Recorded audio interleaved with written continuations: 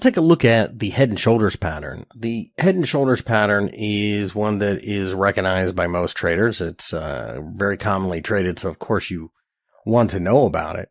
A head and shoulders and an inverse head and shoulders, because there's two directions that you can trade it.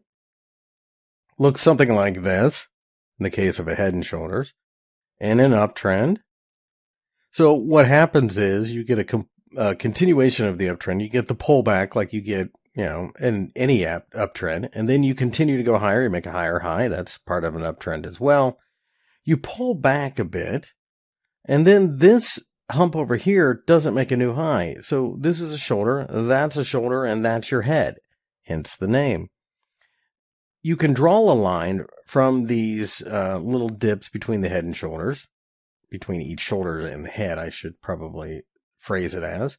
And that's your neckline. And your neckline is a signal to either buy or sell. In this case, sell in a head and shoulders.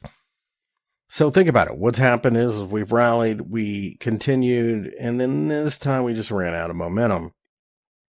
The great thing about head and shoulders, it's got a built-in measuring stick here, where the top of the head to the neckline, if you measure that, and let's just say it's $200.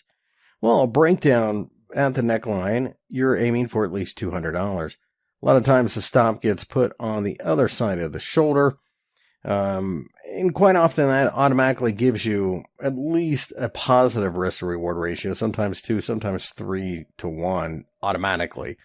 Another thing that you'll notice over time is a lot of times these patterns, especially in currencies for whatever reason, they'll fulfill that move, grind for a bit, and continue going even further.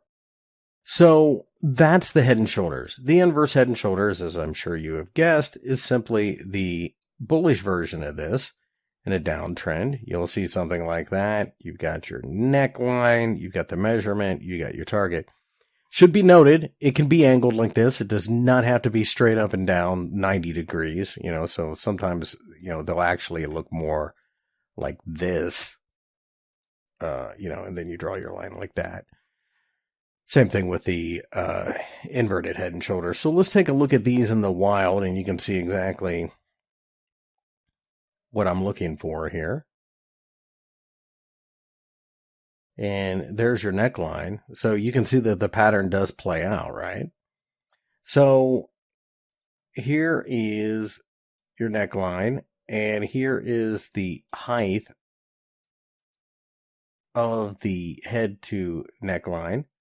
And you'll notice that we clearly hit the target without too many issues.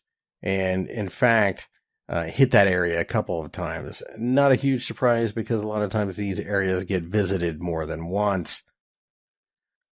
And finally, over here in Tron, this is a 4-hour chart. You can see that we had been rallying. We got a nice rally there, a bigger rally, and then kind of ran out of steam. Let's go ahead and draw our neckline. You can see that you could have put your stop loss here. Your measured move was 6 cents. So from 21, you're looking for a move down to 15. And you did, in fact, get it. Wasn't right away, but it did happen. Never threatened your stop loss. You will find that head and shoulders patterns are followed by quite a few traders, mainly because they're obvious. They catch a lot of people's attention. Higher time frames are much more reliable than shorter time frames, as is the case with all technical analysis patterns. Let's take a look at MACD.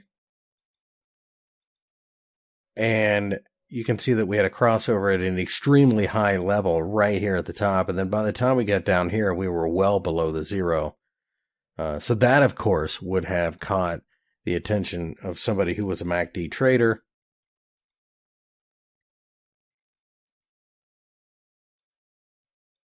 The 20 EMA and a 4-hour chart, you can see sloped nicely, crashed through it, found resistance, and then broke down. That would have been a signal for somebody using the EMA. There are quite a few different ways to do this, but you'll notice that the pattern The great thing about this pattern is that when you step into it and you get the breakdown, for example, in this case, you knew exactly what you were looking for to begin with. You also had a place to get out because patterns do fail. They're not 100%. But the nice thing about these patterns is so many people pay attention to them that they give you a little higher percentage probability.